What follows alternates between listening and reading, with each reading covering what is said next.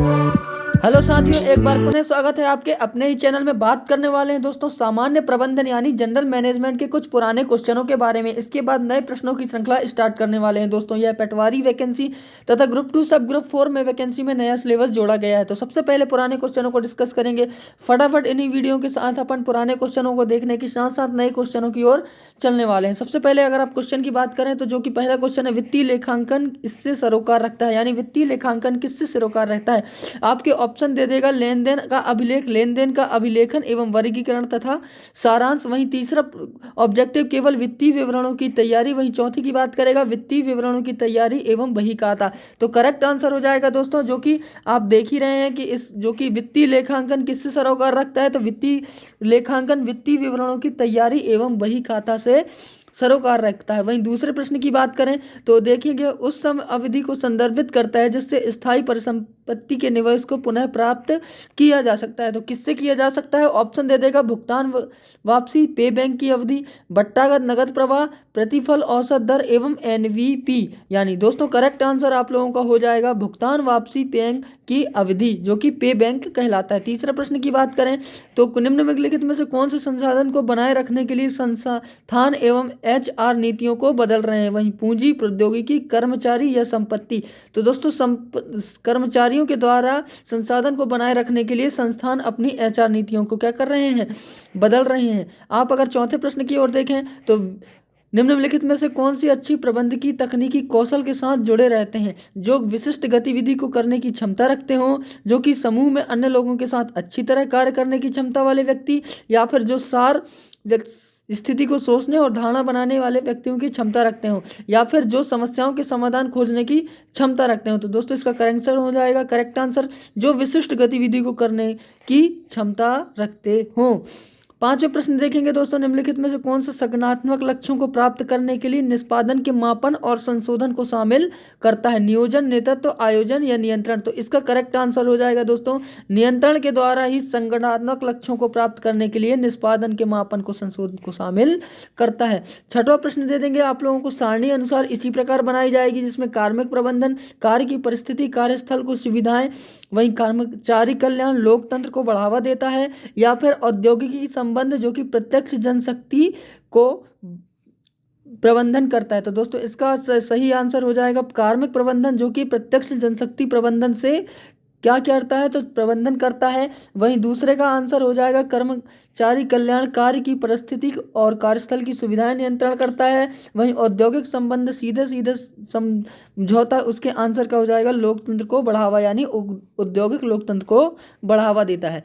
वहीं सातवें प्रश्न की बात करें तो देखेंगे कि लक्ष्यों को प्राप्त करने के लिए निष्पादन और सुधारात्मक कार्यों के क्रियान्वयन को खालिस्तान को मूल्यांकन कहते हैं, समन्वय, आयोजन, नेतृत्व, नियंत्रण। तो दोस्तों इसका करेक्ट आंसर हो जाएगा नियंत्रण। वहीं बात करने वाले हैं जब आप अंतिम लेखे की तैयार करते हैं तब आप पुनः प्राप्त हुए वेड डेस्ट लेखे को कहाँ स्थानांतरित करेंगे, लाभ हानि लेखा, वेड डेस्ट यानी बुरे ऋण लेखा के प्रावधान में, देनदार लेखा में, या प्राप्य लेखा में। तो दोस्तों लाभ हानि लेखा में क्या किया जाता है, अंतिम लेखों को तैयार करने के बाद पुनः उस पर वेट टेस्ट को स्थानांतरित कर देते हैं। नौवें प्रश्न की बात करें तो वे प्रबंधक जो युक्तिपूर्ण नियोजन अभ्यास में शामिल होते हैं इस वातावरण में कार्य करते हैं, अनिश्चितता, निश्चितता, सामान्य, इनमें से कोई नहीं। तो दोस्तों अनिश्चितताओं में कार्य किया जाता है। 10वें प्रश्न की बात करें तो निष्पादन और निगरानी रखना और मापन करना, निर्धारित लक्ष्यों के साथ इसकी तुलना करना और सुधारात्मक कार्रवाई करने की प्रक्रिया को किस नाम से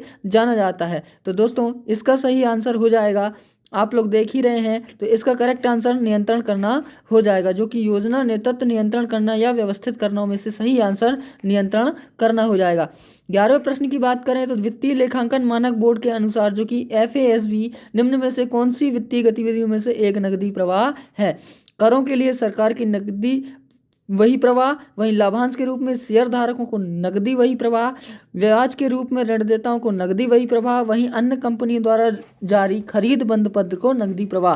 तो इसका करेक्ट आंसर हो जाएगा लाभांश के रूप में शेयर धारकों को नकदी प्रवाह या बही प्रवाह किया जाता है। 13वें प्रश्न की बात करें तो लेखा प्रविष्ट और का अभिलेखन जो सर्व स्वीकार लेखांकन सिद्धांत के अनुसार किया जाता है, यदि इनमें से किसी सिद्धांत का उल्लंघन या नजरअंदाज किया जाए तो वह उस उल्लंघन के कारण प्राप्त त्रुटियों को खालिस्तान कहा जाता है? तो दोस्तों चूक की त्रुटियां कहते हैं, या लापरवाही की त्रुटियां, सिद्धांत की त्रुटियां, प्रतिपूरक की त्रुटियां। तो वहीं लापरवाही की त्रुटियां में शामिल किया जाता है। 13वें प्रश्न की बात करें तो निम्न में से किस चयन परीक्षाओं की उचित परीक्षण देने के बाद दिए गए कार्य को करने की क्षमता के मापन के लिए संगठन द्वारा आयोजित किया जाता है? स्थिति परीक्षण, उपलब्धि परीक्षण, रुझान परीक्षण या बुद्धि परीक्षण। तो इसका करेक्ट आंसर हो जाएगा अभिक्षमता परीक्षण यानी रुझान परीक्षण करेक्ट आंसर हो जाएगा।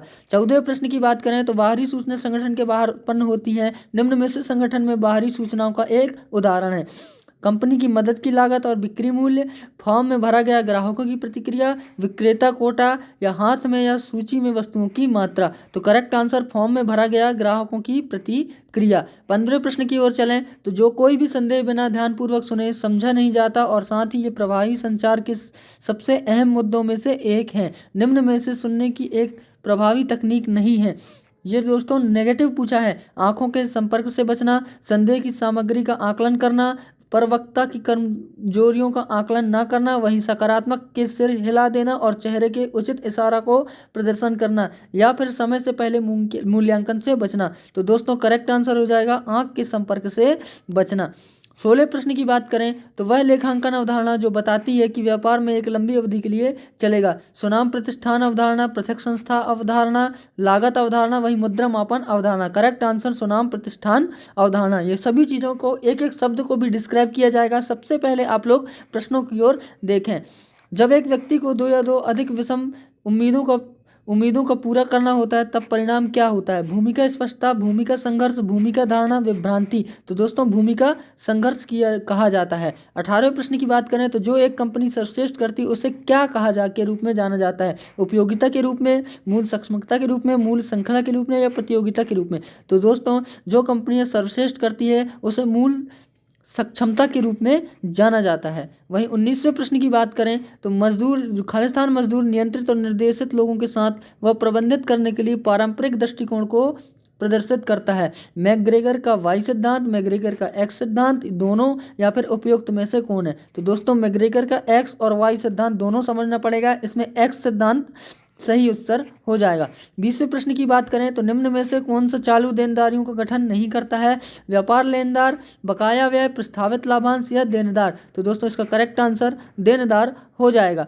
वहीं बात करें 21वें प्रश्न की तो किसी समस्या को हल करने के लिए कार्यविधि की पहचान करने और चुनने की प्रतिक्रिया क्या कहलाती है? तो दोस्तों निर्णयन, योजना, आयोजन, या समन्वय, कोऑर्डिनेटर। तो दोस्तों इसका आंसर हो जाएगा डिसीजन मेकिंग यानी निर्णयन महत्वपूर्ण भूमिका निभाती है। 22वें प्रश्न की बात करें तो एक गुडविल साख एक उदाहरण है स्थायी परिसंपत्ति का, चालू परिसंपत्ति का, अमूर्त परिसंपत्ति का, या आभासी परिसंपत्ति का? तो दोस्तों गुडविल जो कि एक अमूर्त परिसंपत्ति का उदाहरण माना जाता है।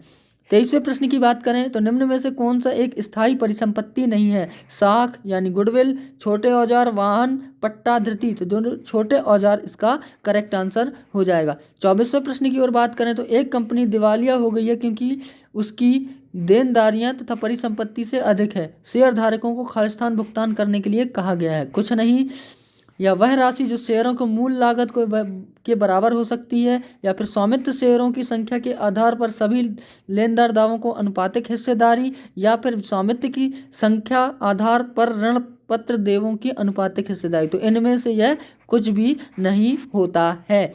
बात करें 25वें क्वेश्चन की, वही परिसंपत्ति को जो अल्प समयावधि के अंदर नगद में परिवर्तित की जा सकती है खालिस्तान कहलाती है। स्थिर परिसंपत्ति, तरल परिसंपत्ति, स्थिर एवं तरल परिसंपत्ति, या उपरोक्त में से कोई नहीं? तो लिक्विड एसेट यानी तरल परिसंपत्ति कहा जाता है।